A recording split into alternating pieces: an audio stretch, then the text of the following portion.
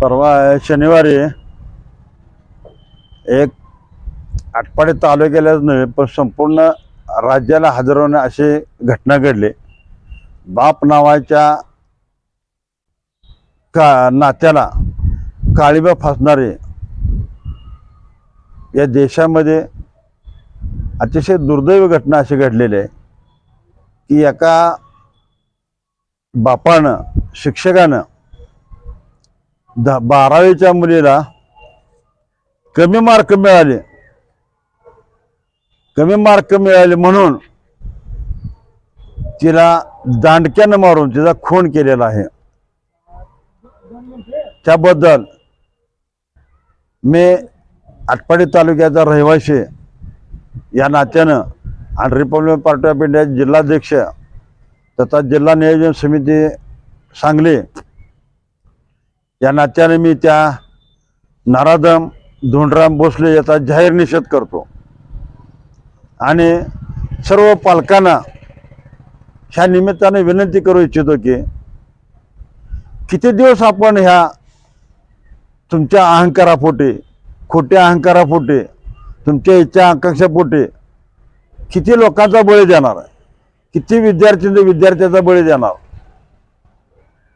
कधी तर समजून घ्या मुलांना मुलींना की तिला काय आवडतंय, तिला काय पाहिजे, तिची इच्छा कशामध्ये आहे, तिची आवड कशामध्ये आहे।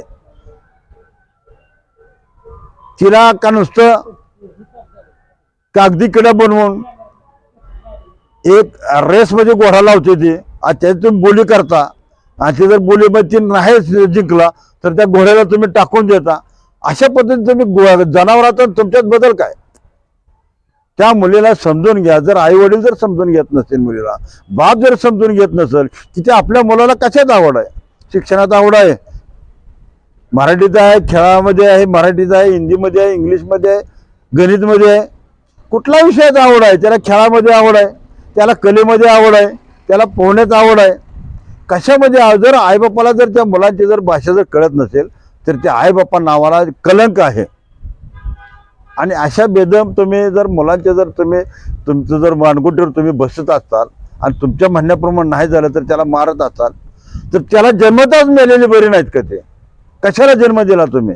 कशाला तुमच्या इच्छा आकांक्षा पाळता तुम्ही? माझा मुलगा डॉक्टर झाला पाहिजे, इंजिनियर झाला पाहिजे, वकील झाला पाहिजे, हे जे करते त्यापेक्षा मग सामान्य माणूस कुठे जाणार?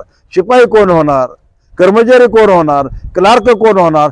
सगळ्यांनी अपेक्षा ठेवली माझा मुलगा क्लास 1 झाले पाहिजे, मुलगी क्लास 1 झाली पाहिजे, पण तिची कॅपॅसिटी तपासा ना, तिची बुद्धिमत्ता चाचणी घ्या ना, त्याला कशात आवड आहे ते।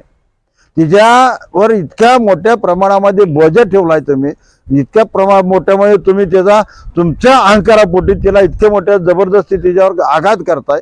ही पालकांनी माझी विनंती आहे की आपल्या माध्यमातून, या चॅनलच्या माध्यमातून तुम्ही आपल्या मुलांना समजून घ्या। कधीतरी त्यांचे मित्र बना, कधीतरी त्यांच्यावर प्रेम करा, कधीतरी त्याला म्हणा आता बस झाला अभ्यास, चला आता खेळायला जाऊया, चल पिकनिकला जाऊया, एखाद्या रविवारी चला गेट टुगेदर करूया, असे मुलांना म्हणा, तरच आपलं नातं, मुलाचं बापाचं आईचं नातं तयार होईल, चांगल्या पद्धतीने होईल। ह्या घटनेचा तीव्र स्वरूपाचा निषेध करावा असा थोडासा आहे। आणि मी आत्ताच या ठिकाणी निवेदन दिलेलं आहे माननीय पोलीस स्टेशनला, माननीय तहसीलदारला, अशा ह्या नराधम नालायक धोंडराम भोसले याला फाशी शिक्षा झाली पाहिजे। जोपर्यंत ह्याला फाशी शिक्षा होत नाही तोपर्यंत इतर पालक जागे होणार नाहीत आणि आपापल्या मुलांना चांगला सांभाळ करणार नाहीत। त्याच्यासाठी ह्या शासनाला माझी विनंती आहे की ह्याला फास्टॅगमध्ये केस चालवून त्याला फाशी देण्यात यावी, एवढी रिपब्लिकन पक्षाच्या वतीनं आणि आटपाडी तालुक्याच्या नागरिकांच्या वतीनं मी आपल्याला विनंती करतो। जय भीम।